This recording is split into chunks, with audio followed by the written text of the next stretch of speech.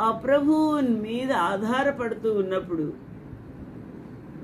ఆయన నీ ప్రార్థన, నీ మొర్ర, నీ మూలుగును ఆలకించి నీకు ఉత్తరమిచ్చును గాక. హల్లెలూయా. మనకు ఉత్తరమిచ్చే ప్రార్థన ఇది.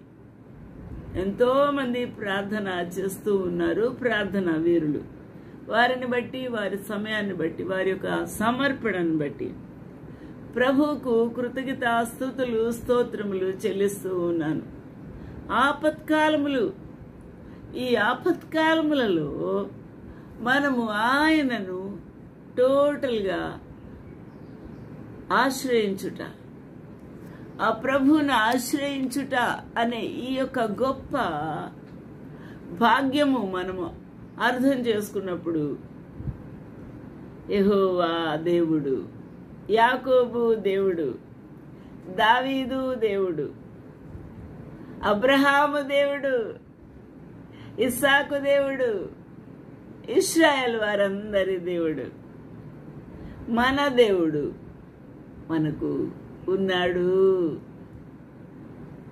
అయితే ఆ ప్రభు అన్నాడు, మనము ఈ విధంగా పిలిస్తే ప్రభు ఏమంటున్నాడు, రండి యెహోవాను గూర్చి ఉత్సాహధ్వని చేస్తాము అని ఈ దావీదు మహారాజే ఆ యొక్క దేవుని స్తుతించుటకు పిలుపు ఇస్తూ ఉన్నాడు. That is called universal call to the people of the lands, అనగా సమస్త దేశములకు, సమస్త ఆ యొక్క భూమి మీద నివసించుచున్న లోకులకు, అనగా ప్రజలకు, సమస్త దేశములకు ఇన్విటేషన్ ఇస్తూ ఉన్నాడు. ఎవరి కోసమండి? మన కొరకే. మనము సృష్టించిన మన ప్రభు వద్దకు రండి, రండి, రండి. హల్లెలూయా. ఎందుకు రావాలి దేవుని సన్నిధికి?